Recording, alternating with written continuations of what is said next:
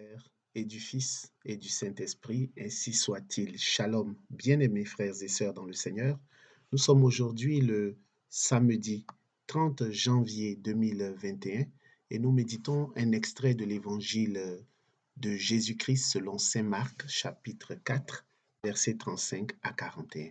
Il s'agit de la scène au cours de laquelle Jésus se trouve dans une barque avec ses disciples et la barque commence à subir le déferlement des vagues. Jésus dort sur le coussin. Les disciples, dans la panique, lui disent, Maître, nous sommes perdus, cela ne te fait rien. Jésus se réveille, il menace le vent et dit à la mer, Silence, tais-toi. Les disciples, à la fin de cet extrait, se demandent, Qui est-il donc, celui-ci, pour que même le vent et la mer lui obéissent? Oh, bien-aimés frères et sœurs, reçois la joie de l'Évangile. Que la joie, que l'espérance, que la foi, l'amour que contiennent cet extrait d'Évangile te soit communiqué, soit ton partage au nom de Jésus-Christ de Nazareth. Jésus menace la menace. Jésus menace tout ce qui est menace dans ta vie. C'est de cela qu'il est question, entre autres. La Bible écrit, réveillé, il menaça le vent et dit à la mer, silence, tais-toi. C'est le vent qui était la menace. Jésus menace tout ce qui est menace dans ta vie.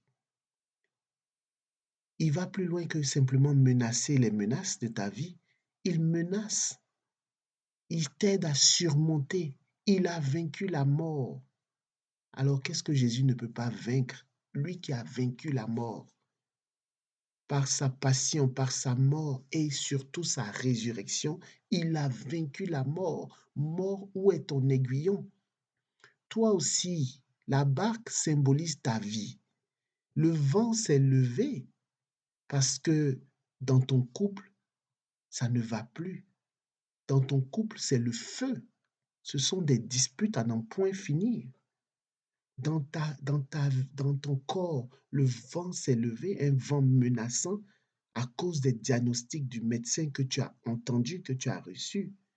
Sur ton lieu de travail, le vent s'est levé et te menace parce que tu ne t'entends plus ni avec tes collègues peut-être, ou ni avec ton superviseur. Tout ce que tu fais n'est pas valorisé, n'est pas reconnu. Au contraire, on te met des bâtons dans les roues. La menace s'est levée peut-être sur ton pays qui est aux prises avec des tensions fratricides. Mais laisse-moi te dire que Jésus, il est le seul, il est l'unique, le vrai Dieu qui est capable de menacer tout ce qui menace ta vie. Parce qu'il est venu pour te sauver. Son but, c'est de préserver ta vie. Alors tous les dangers, toutes les menaces qui sont présentes dans ta vie ou auxquelles tu as à faire face, je dirais, arme-toi de Jésus-Christ, assure-toi que Jésus-Christ est présent dans ta vie et lui va ordonner à ces différentes menaces, silence, tais-toi. Le vent va tomber, c'est-à-dire que Jésus va apaiser ta vie.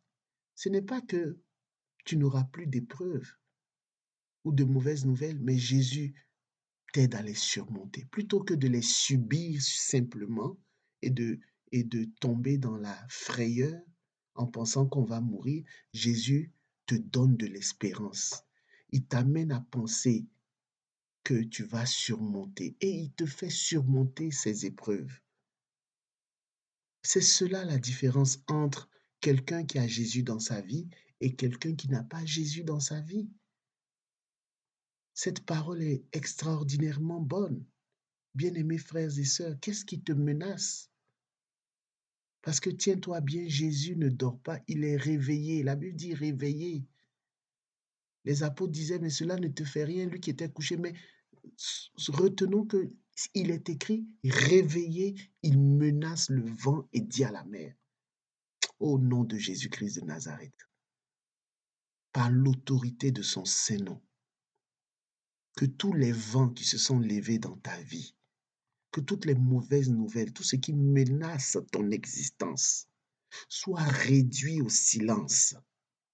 Soit réduit au silence. Comme dans le livre de Zacharie, il est dit à Satan, sois réduit au silence.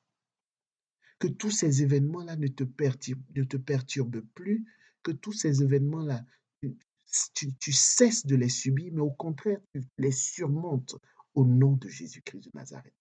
Peu importe la menace que tu subis, au nom de Jésus, Jésus menace les menaces de ta vie. Et ces menaces-là disparaissent maintenant au nom puissant de Jésus-Christ de Nazareth. Confie-toi en lui. Abandonne-lui ta vie. Et tu pourras voir que lui, que par sa présence, il fait toute la différence dans ton existence. Que la paix et la grâce de notre Seigneur soient ton partage au nom du Père et du Fils et du Saint-Esprit. Amen.